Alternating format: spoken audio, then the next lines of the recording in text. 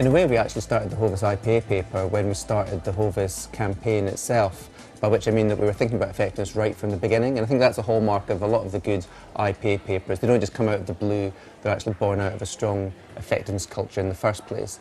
And in our case, what we set out right at the beginning was a model of how we thought the advertising was going to work, and therefore what metrics and measures would need to have in place and what gaps there were in the data. And then we started collecting all the data on an ongoing basis so that a lot of the hard work had already been done.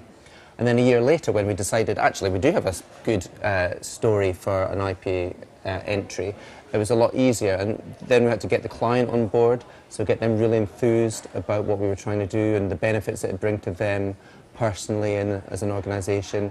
We had to reassure them about confidentiality, which often clients worry about up front, but actually it doesn't have to be that big of a deal at all. And finally, we set about writing what the summary of the story would be. I think it's really important to start off with that one-liner and then maybe a 100-word summary, because it will help structure your thinking as you go on. And there's no doubt about it that the best IPA papers always have a really strong story at the heart. They're not just a bunch of numbers. In our case, that was hopefully a powerful story about how you took one of the best-loved brands in Britain and rescued it from a fate of certain death.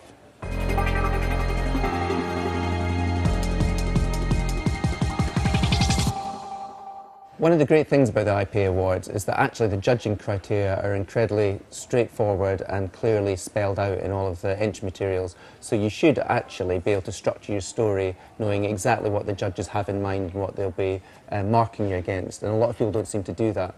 So if you start with the first of the criteria, which is all about clarity of thinking, that's where you have to think about keeping the argument and the story simple, avoiding any jargon, avoiding any industry speak, and making sure that you use tricks like diagrams and data presentation methods to bring the numbers to life in a really interesting way. Then you have the scale of the task, and that's just your chance at the beginning of the story to set up how difficult your problem was, because obviously in the IPA Awards, everybody's going to be saying that their challenge is particularly difficult. You've got to say that yours is particularly difficult. And that's again where I think clever use of diagrams and visualization and analogies and metaphors can be really handy. So for us on Hovis, we made a big play of a killer graph that showed that the share gap that was opening up between Hovis and Warburton's was going to amount to £360 million and be unclosable by the end of the year. Then you've got to get into the strength of solution. What did you do in response to that difficult challenge? And here I think the trick is to keep it simple. Inevitably there's loads of different things that you probably did to get to your strategy, but the judges don't need to know about all of that. So keep it to the things that really made a difference. What was your really smartest bit of your thinking? What was your great insight around which the rest of the paper can be built? Then you've got use of channels, and I think that's a bit that's often quite overlooked. People tend to underwrite that section and just describe what they did rather than explain why they did it. That was really important for us on Hovis, for instance, because we'd launched with this epic 122-second TV commercial, so we had to persuade the judges that that was a really smart and modern and innovative thing to do, rather than what it could have looked like, which was maybe a slightly old-fashioned and less innovative thing to do. So really nail why you chose the media and channels that you did and what was so interesting about that. And then, of course, you get into the main body of the paper, which is about the scale of effect and the strength of proof.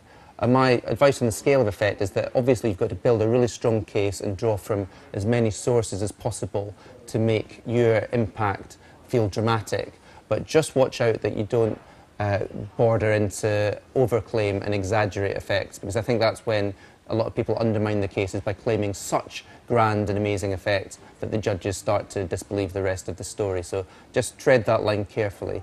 And then in terms of the strength of proof, that's when you've got to think like a barrister arguing your case, except there's a bit of a twist in the IPA Awards, which is that you're presumed guilty until you can prove that you're innocent. So the judges are told to assume that there isn't an advertising effect until you can demonstrate otherwise. So go through all of the factors that could also have been in play and isolate them and eliminate them, or at least acknowledge them one by one. And I think, again, the trick there is to be honest. If there is something that a cynical judge might imagine had more effect or as much effect as the advertising, then you've got to at least fess up to it and deal with it rather than pretend it never happened. And then finally, you get to the new learning section, which is often overlooked again, I think. But actually, when you think about it, one of the great purposes and strengths of these awards is to demonstrate to the wider business community how imaginative the communications industry is. So really make sure that you pull out your new learnings and don't just bury them in the rest of the paper.